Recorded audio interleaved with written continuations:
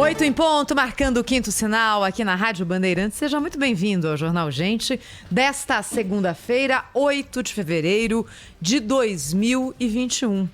Dia em que a maior rede pública do país retoma as aulas depois de quase um ano sem funcionamento. As escolas estaduais do estado de São Paulo hoje voltam a funcionar.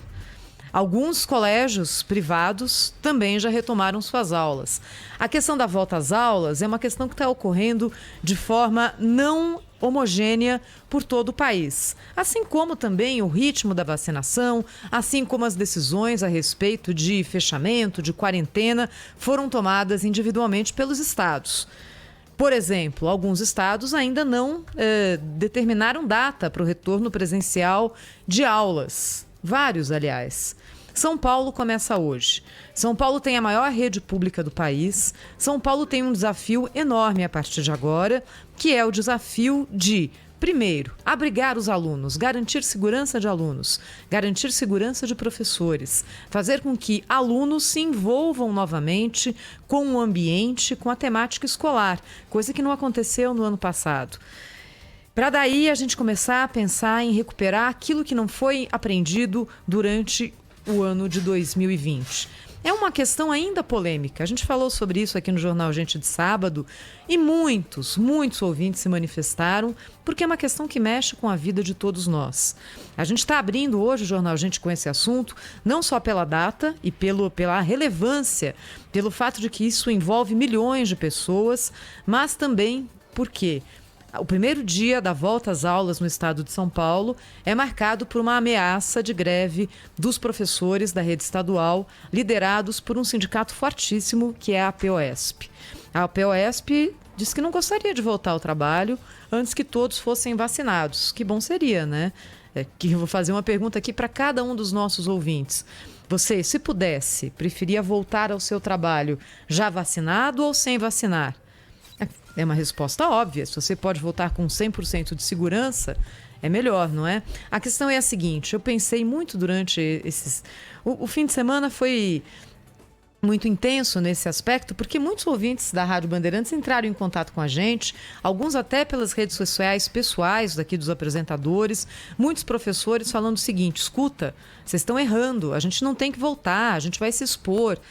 E aí, quando você recebe mensagens pessoais, né, você fala, onde, né? O que está acontecendo aqui? E aí, fico eu aqui pensando, quantas categorias não pararam nem um minuto na pandemia? E eu não falo só aí do setor de saúde, não é? Que é o setor mais exposto e o setor ali que está tendo a prioridade na vacinação, muito justamente. Mas, por exemplo, o que de fato parou na pandemia? Vamos pensar no estado de São Paulo, já que a gente está falando a respeito disso. Transporte público não parou. Serviços essenciais não pararam. Farmácias, supermercados, padarias, comércio de alimentos, pet shops, esse tipo de comércio não parou. Indústria não parou. Algumas paralisaram a atividade durante poucos meses ou algumas semanas, as que puderam, para adaptar ali a logística das linhas de produção às necessidades da Covid-19. Mas voltaram, não havia proibição. Pouquíssima coisa, se a gente pensar de fato, foi atingida pelos decretos de lockdown. Bares e restaurantes durante um determinado tempo, comércio não essencial e quase paramos por aí. Então, por que agora há essa vontade dos professores de não retomarem o trabalho? E eu não estou falando daqueles que têm mais de 60 anos, que têm comorbidades, que têm questões de saúde, porque esses, de fato, não vão voltar presencial, vão continuar trabalhando em casa. Mas aqueles que não estão nessa faixa, por quê? A gente viu alguma outra categoria pedir isso? Vir a público para dizer, eu não quero trabalhar? Não, a gente viu o contrário.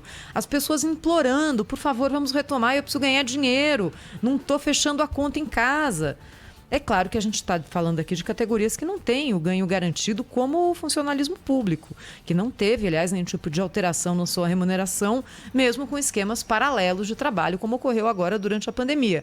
Então, por quê? Eu de fato, tenho muita cautela aqui a falar isso, porque Professor é, acho que, a profissão mais querida, né? E todos nós temos lembranças tão boas daqueles que nos acompanharam durante toda a nossa vida, ensinando, se dedicando.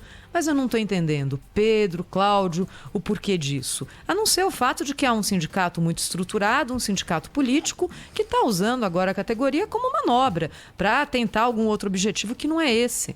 Porque é o seguinte...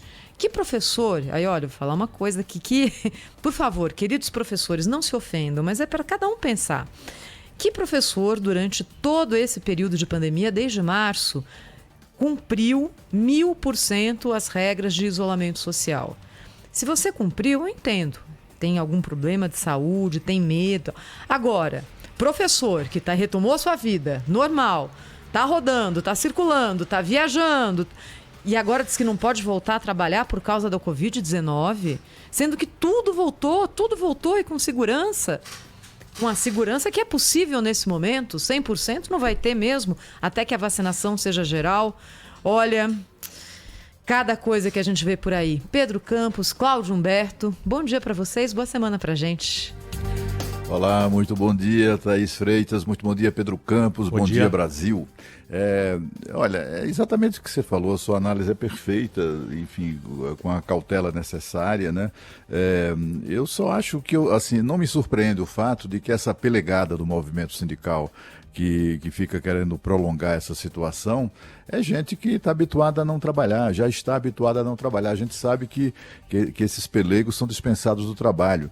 E aí, além do mais, assim, é preciso lembrar sempre, né, que a categoria dos professores, assim, as categorias de uma maneira geral, mas particularmente a dos professores do setor público, ela é muito melhor do que a qualidade da pelegada que a representa, né? Felizmente. E é exatamente por isso que a gente tem absoluta certeza de que os professores estão voltando às aulas alegremente, né? Muito motivados, aliviados, né? por estarem voltando ao trabalho, né? É muito confortável a situação para algumas pessoas, né? Porque, afinal de contas, é funcionário público, tem estabilidade no emprego, não corre o risco de ser demitido. O Estado se vira, né? Vai no bolso exatamente daquelas pessoas mais sacrificadas para tirar o dinheiro que é necessário para pagar o salário de todo mundo, pagar suas despesas, até aumenta impostos, como aconteceu no governo de São Paulo. Aumenta impostos para fazer face às suas despesas, muitas delas irresponsáveis. O que a gente espera do poder público é corte nas despesas e não aumento da receita pela via do aumento de impostos. Mas, enfim, o setor público atua como se não tivesse nada a ver com nada, né? Não tem nenhuma responsabilidade sobre o que está acontecendo na sociedade, não está nem aí para isso. A Thaís lembrou bem, olha, já vamos para o primeiro aniversário da pandemia no Brasil, até hoje o setor público brasileiro não deu 1 grama sequer de sacrifício para nada. No setor privado teve gente que abriu mão de 70% do seu salário. Teve gente que abriu mão do seu próprio negócio. Teve que fechar, não, abriu mão em termos, né? Foi obrigado a fechar as portas do seu estabelecimento. Quantos bares e restaurantes, e empresas, e escritórios e tudo mais, e fábricas? Fábricas, está aí a Ford, não é decorrência da pandemia, mas, enfim, o que a gente tem assistido nesse último ano é uma retração total do setor privado, né? Mas o Estado não. Esse continua do mesmo tamanho, gastando como gente grande e irresponsável, né? Porque tem a quem recorrer. Então, assim, a análise que a gente precisa fazer dessa atitude absolutamente incompreensível para muita gente, né, da pelegada do movimento sindical, tentando impedir o retorno às aulas, isso é uma vergonha. São pessoas que deveriam... Aquela coisa da vergonha alheia, né? Eu sinto vergonha alheia. Como é possível uma categoria tão querida, tão amada, tão dedicada, né, à sua profissão como a dos professores, ser representada por gente desse nível de qualidade, né?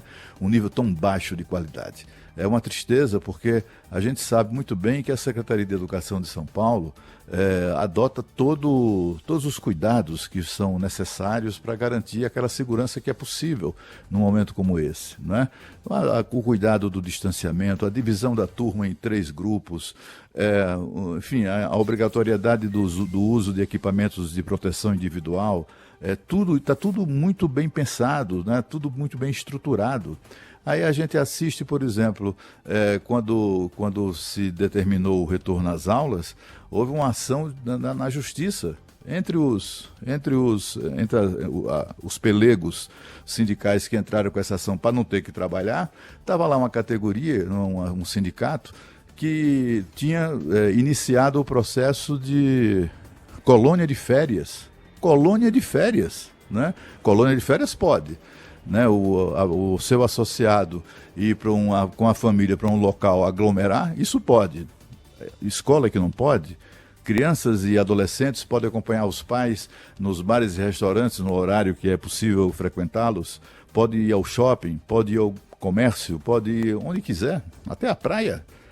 Mas não pode ir à escola, né? É uma tristeza mesmo que categorias tão bem, como é que eu diria, que tem um histórico que nos orgulha tanto, mas especificamente a dos professores, tem uma representação sindical de péssima qualidade, como é o caso do Estado de São Paulo.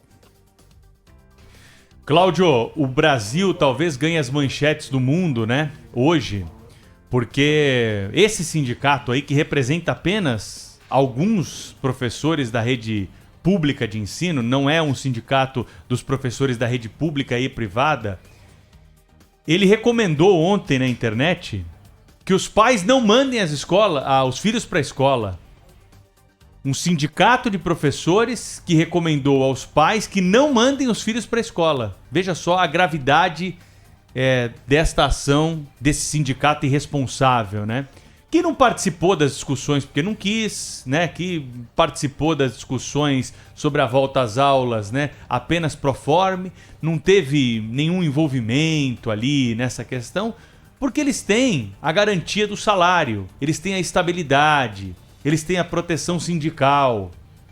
Porque o professor que não é vinculado a esse sindicato, certamente, se não for, claro, do grupo de risco, nesse momento, sabe onde ele está? Na sala de aula, esperando os alunos com todo o cuidado possível. E aqui é preciso fazer um reconhecimento aos professores, porque a gente fala muito de médico, de enfermeiro, profissional da saúde, mas os professores também merecem o nosso reconhecimento. Esses professores sérios, que querem trabalhar, né, que querem protocolo para voltar em sala de aula, porque se tem algo unânime é a percepção de que a aula online ela tem uma defasagem muito grande no aprendizado em relação à aula presencial. Você conversa com professores, você conversa com alunos, diretores de escola, e aí dos mais variados níveis sociais, nada substitui o professor dentro de sala de aula para o aprendizado. Nada substitui. Isso é no mundo inteiro. O Brasil é recordista, Cláudio Humberto, em tempo de escola fechada em pandemia. Nenhum país do mundo ficou tanto tempo com escola fechada como o Brasil. Isso nós vamos sentir lá na frente. A nossa educação, que já é uma educação deficitária, com problemas, ela vai ser ainda agravada nesse quesito por conta do fechamento das escolas. É preciso se acostumar, Thaís, com uma nova realidade de abre e fecha de escolas. Tomara que a abertura de escolas agora seja para sempre, não tenhamos que fechar. Mas se tivermos aí um endurecimento da pandemia, e vamos bater bem na madeira aqui para que isso não aconteça, as escolas vão fechar por um período de novo e depois abre de novo. E a nossa vida é assim agora. Não adianta querer achar que vai voltar tudo ao normal num passe de mágica. Tanto é que tem protocolo para voltar, que todo mundo vai ter que usar máscara, que todo mundo vai ter que usar álcool gel, que os professores foram treinados para evitar aglomerações. Vamos explicar para os alunos e vamos perder tempo aí do aprendizado dos alunos explicando essas regras de convívio, né? Assim como foi nas escolas privadas.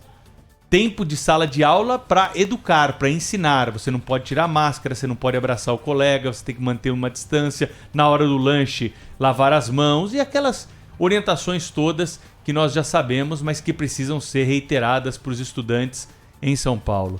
Tanto é que há protocolo que o governo do estado de São Paulo determinou o retorno de 35% máximo da capacidade das salas de aula, apesar da capital paulista, da Grande São Paulo, já estar, por exemplo, na fase amarela, que é a maior região aqui do estado de São Paulo, onde está a capital e as cidades que estão em volta aqui de São Paulo. Nós poderíamos ter já, pelas regras que foram definidas, até 70% da capacidade dessas salas de aula.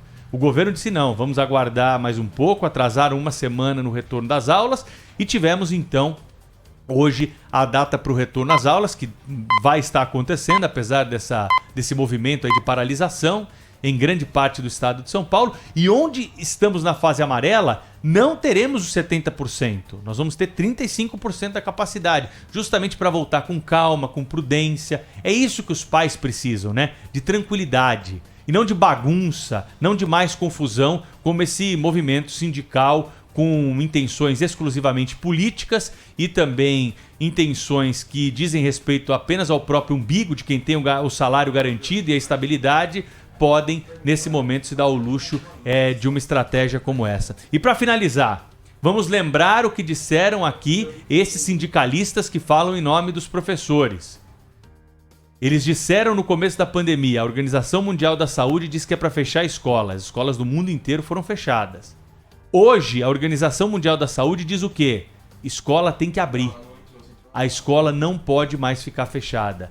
Tem protocolo, a gente sabe que o coronavírus tende a ser mais leve em crianças e adolescentes. É um dado esse, é um dado que foi colhido durante a pandemia. Naquele começo da pandemia ninguém sabia disso. Então vamos cobrar coerência desse movimento sindical, né? Se naquele momento a Organização Mundial da Saúde, né, deveria ser ouvida, vamos ouvi-la agora também.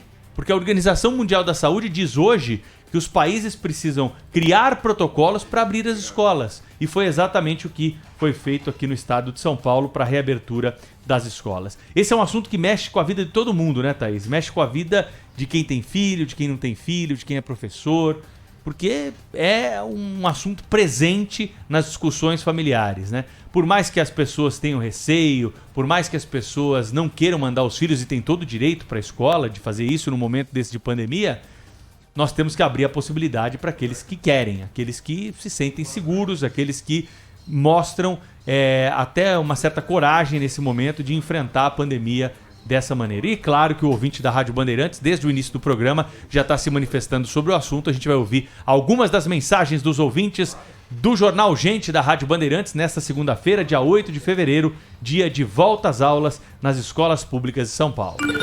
11 999